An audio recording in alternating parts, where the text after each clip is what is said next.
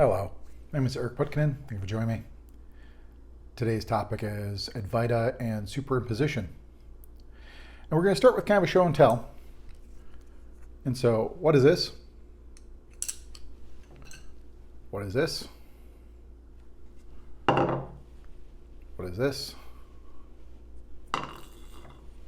What is this? As I fly through them quickly, it's kind of an action of the mind and thought to see the image and categorize and label the form. So it'll go chopstick, chopsticks, bowl, top, statue, and statue is Kali.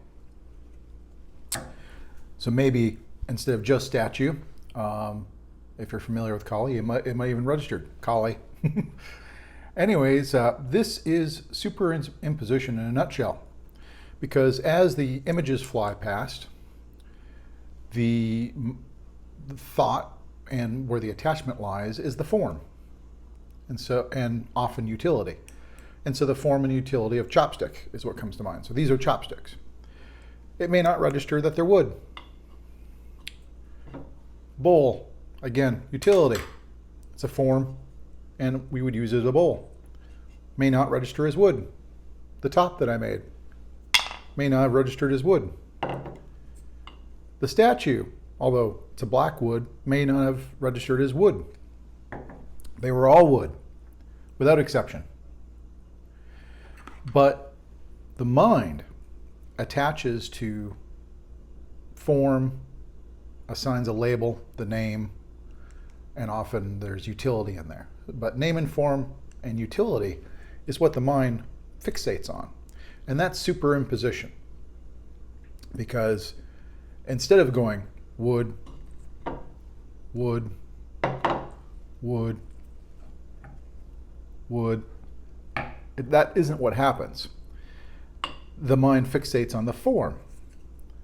And the form is superimposition. Because everything here is wood. In this, an analogy, everything's a self in non-duality and Advaita. And so in the texts, you may hear of superimposition and kind of wonder what it is. And they'll talk about, well, it's the wave of the ocean, or it's the gold on a jewelry bracelet or bangle. And what they're really kind of pointing at is we're fixating on form, because when you look at the ocean and you see a high point, a low point, our mind segments the rise and calls it a wave and almost treats it as an individual piece. But it's not an individual piece. That's superimposition. There's just water. It's all water. And so at these various things, they're all wood. And so now that that's a little bit clearer, when you say,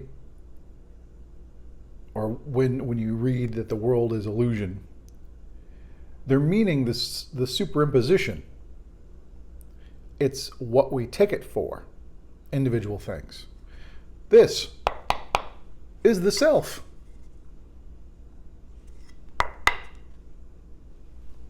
It's not other than the self. It's not like the self is other than this. But we superimpose wooden bowl.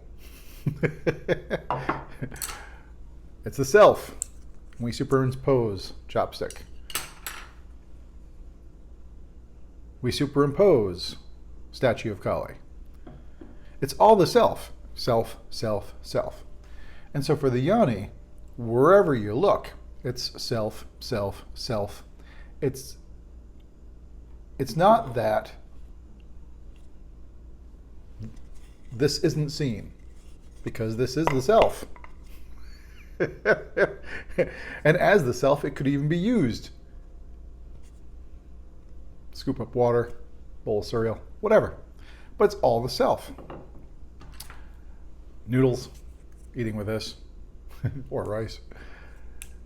It's all the self.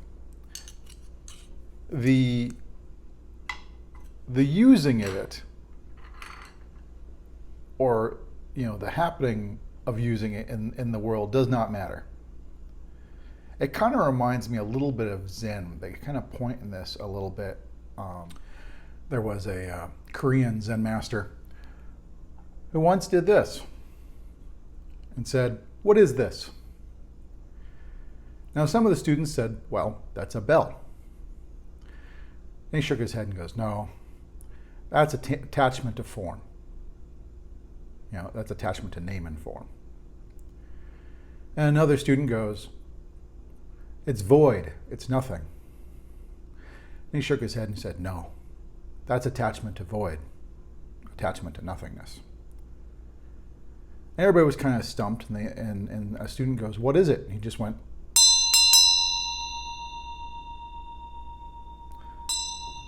and that's what it is. And so, in talking about Advaita and non-duality,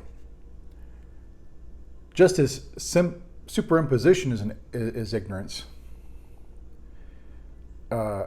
attachment to void and nothing is also ignorance. That's why it's the self. It's the self. It's the self. It's the self. It's all the self. Not that there should be something else. It's not. That's why I don't like the phrase an appearance. Because some people go, well, the world is just an appearance. As if it doesn't exist. And it's the self. It's the self. It's the self. It's all the self. Void. It's not that it doesn't exist. And it's a distinction, I think, that should be made. Because although, yes, it's an illusion, it doesn't mean there's nothing there. It's kind of like again, going back to the old snake and rope analogy, when they say, well, there's a piece of rope, but the snake is superimposed on it. Well, if you got rid of the superimposition, it doesn't mean there's nothing there. There's still a piece of rope. It's just the thought, the mentally created stuff put on top of what is no longer the case.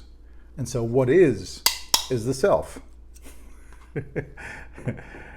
You're not attached to name and form. You're not stuck on name and form, nor are you stuck on void and saying it's all an appearance and there's nothing there.